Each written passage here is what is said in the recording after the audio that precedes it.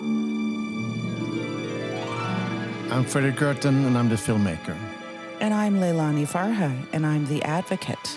Hello, advocates. This is Pushback Talk, and this is our, the way of us keeping alive, putting words to each other, and we call it word food. So let's play with words, Leilani. Amazing. We've done so much word food, and we've never done this word. I'm shocked. Oh, I think my we've God. danced around this word, but here it is. You have a pink title card there, Yes. It's like a competition on This TV. is to keep my brain solid. Okay, are you ready? Here it is. Profit. Profit or the prophet? Or the prophet? You choose. The prophet is the prophet. The prophet likes profit. A lot of people think that the prophet loves profit. And I'm not sure, because it depends on how you define profit. I guess it means... Let me just float out a bit, please. Oh my gosh. Wow. My brain is already hurting. Please. I know I can't touch you because Can you make sense, please? Just make some sense. How do you define profit? Is it making more money? Is it your bank account growing a lot because you've placed your money in the right stocks? You should buy war now. It's really profitable. Clearly. So, then you can make profits. So profit is also one of these tainted words in some way. Well, for some of us. Yeah, of course, because for some people who are the prophets for profit, they love it because that's the only thing that interests them. It's interesting with a lot of business people because their main talent and interest is how to make more money. And we know that from the way people can make money these days is by having information that other people don't have. This is from Push the Film, the Nobel Prize winner Joseph Stiglitz, the famous economist, who told us that that's how people make money, by having information that others don't. So people with money and power, the more they have, the more they worry of how they can grow their money. So they need to kind of circle in towards other people who knows how to make money. So some people then place themselves in the middle of this, and by doing that, they can make even more profits. And in the film Breaking Social, which I did after Push, which is now opening in the UK now, and I will be there soon. We have a friend who calls Sarah Chase, an American journalist and writer. She talks about the kleptocratic network. People with money, they make networks to kind of help each other.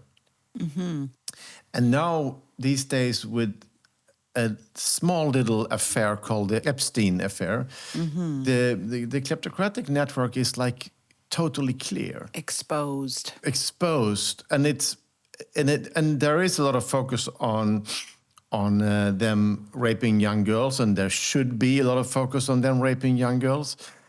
But it's also important to understand that this is how the elites work. They need to meet, and you can hear that a lot of world leaders, also from left-wing backgrounds, that suddenly had some positions, that they also needed advice from Epstein, how to place the money, how to help their kids, So and he was in a position that he could, would have some phone calls here and there, he could help people, and that's what Blackstone is doing also. It's you help other rich people to place their money, and what are they interested in?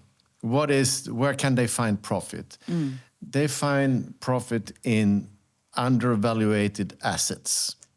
And what is that? That could be anything that people have problem making money out of. But we show that in Push, that an undervaluated asset can be a home for poor people. Because a lot of people thought that was like, you can't make money out of poor people because they don't have any money. But they cracked the code, and the profit is coming in.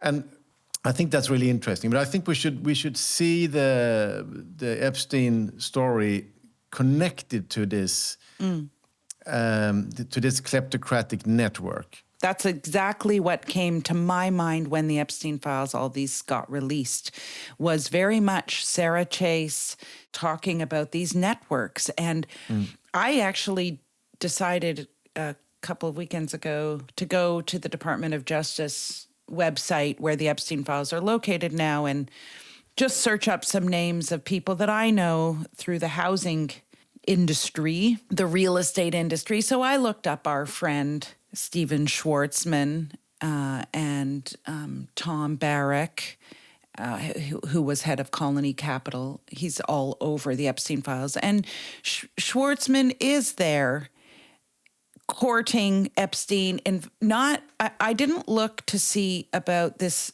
horrible details around girls and rape and sex trafficking. I didn't look at that. I didn't look for that. No. But what I did see was Schwartzman and his wife inviting Epstein to cultural events and to a party at their house, I believe. You know, that network is very intact and still operating today with or without Epstein.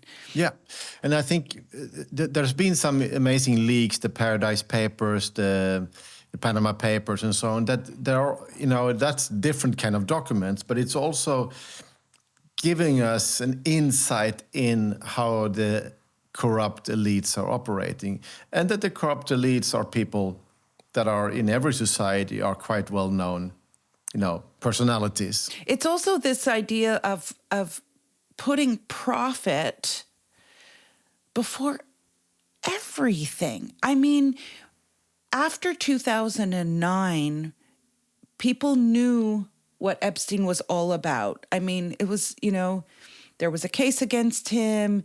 It was a prostitution case, but of a minor. So, okay, completely unsavory.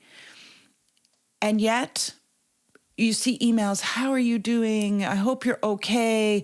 All of this schmoozing and coddling of a perpetrator of sexual violence and offense against women and girls. And also young boys, what I understand. And yes, that's right. Yeah. And for what? For profit. And I gave you the word profit because I'm trying to figure out if there is any neutral definition of profit at this stage, late stage capitalism, as they call it, and whether it's just simply a pejorative now. I don't know if you saw in the New York Times, it's made some waves. There was an op-ed by a conservative economist named Oren Cass, and he runs a conservative think tank, and he's an economist, highly regarded. And he came out, this is just a couple of weeks ago, saying that financialization is corrupt, basically. He said it's corrupted our economies. It's ruining our societies. It came out hitting very hard. And sort of dovetailing with that Dr. O guy who talked about the enshittification of everything. It's a great term. I mean, give it to him. They come at it from different perspectives. Of course, Oren Cass is more right-wing and Dr. O is more left-wing, but it's the same idea. And it's what Saskia Sassen says in Push, right? Which is like, do I really need a multinational to sell me a cup of coffee in my neighborhood, right? And this just the shitty world we're living in. Anyway, so that's why I ask you about profit. You should look up Oren Cass's. It's getting a lot of press, and he's been on podcasts, and including his own talk, including Jon Stewart, talking about financialization. This word that, we had a hard time getting our mouths around. People critiqued me for using the word financialization. No one will understand it, and et cetera, et cetera. Explain it for our listeners. Yeah, so it's where money is used to make money, let's say, and it doesn't create, there's nothing productive about it. So it doesn't create jobs necessarily, it doesn't create goods, it doesn't create services, not really. And it becomes a self-referential world where you make money based on fees, a lot of fees, lawyers' fees, accountant fees, fees. You're moving money around, shifting money from one place to another. It can happen in a minute, in a second. It's about shareholders getting a good return on investment, but it's not about producing anything good for society. No, and it makes life more expensive for everybody. Yeah. And it's not giving so much back. Yeah. And Saskia would have said it's about extraction. Extractivism, yeah. But it's also provides, GDP, which is totally silly because there is no production coming in here. So it's, good. Profit. Next. What's my word, Fredrik? What's my word? I will give you something sweet. Are you ready for something sweet? Or maybe Always. It's not. It depends. I have a sweet tooth. Springtime. Oh my gosh, springtime. I think we've talked a lot about weather on this word food and springtime. We are desperate for springtime right now over here in Canada. We've had a terrible winter, super cold. And so springtime is definitely on the wish list. It is such an amazing, I hate winter. However, winter enables me to enjoy even more springtime, right? And that's the beauty of seasons. Yeah, that's the emotional trick we use to explain why we live in the north. True. Yeah, we want to suffer for like 5 months because then we will enjoy springtime. Yes, exactly. But it is so amazing because the cycle of life is so apparent at springtime. For me, it always gives me perspective. I have a few friends right now who are really suffering serious illnesses and cancer in particular. And it's, you're dealing with mortality all the time. And so springtime is such a lovely reminder of evolution and how things are constantly being born. I don't know, it just gives me a moment to think about the beauty of life. Yeah. I'm born in early April, so Yes. for me, springtime has always been nice because that's when you get the birthday gifts, or I got long time ago. I'm in May. Same.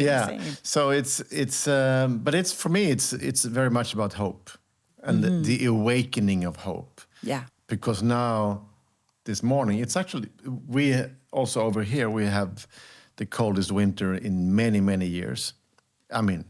Which means here -2, 4, 5, so it's nothing compared to Canada. Down here in Malmo. Nothing. But this morning, I could hear all the birds sing, It's like it's So nice. It's the sign of spring is coming. The birds know, Yeah. And I like that. And today we have blue skies and sun, so it's actually good. Same. It's starting to warm up here. I have a garden in my backyard that I tend to. It's my job. And it is just amazing when you start seeing, oh my God, there's a bud on that tree. I have a magnolia tree in the corner, and that's one of the first to bloom in the spring. And it is just wonderful. It is wonderful. So, and then we have Springtime for Hitler. That was a film. Oh, I don't know that film. Oh, do you have to ruin springtime? No, Mel Brooks. Oh, okay. Springtime for Hitler. But it's kind of suddenly relevant, the title, isn't it? Because Trump is like, but maybe it could be his winter is coming, I think. So he's not really winning any more souls. He's like, No. He's a loser, and I like that fact. He's been extremely good at putting himself in the middle, but springtime is over for you, Trumpy. It's winter, and the rest of us can celebrate springtime. I hope you're right about that. I don't know. Oh no, yes, we are. He's going down. He's got to go down. It's going down. really shocking. But let's not end there. I'm going to think back to my magnolia and the buds. That's good. So, my friend, that was like nice. I really wanted to. We should land soft sometimes, and springtime is good. And I wish all of you listeners out there a lovely springtime. And then if you are on the southern hemisphere, you will also get your springtime a bit later than us, but you will have it. Exactly. Thanks, Fredrik. Thank you, Leilani. And to friends, if you want to support the podcast, send us some money on Patreon. It's not bad. Patreon.com, pushbacktalks. See you. See you. Pushback Talks is produced by WG Film.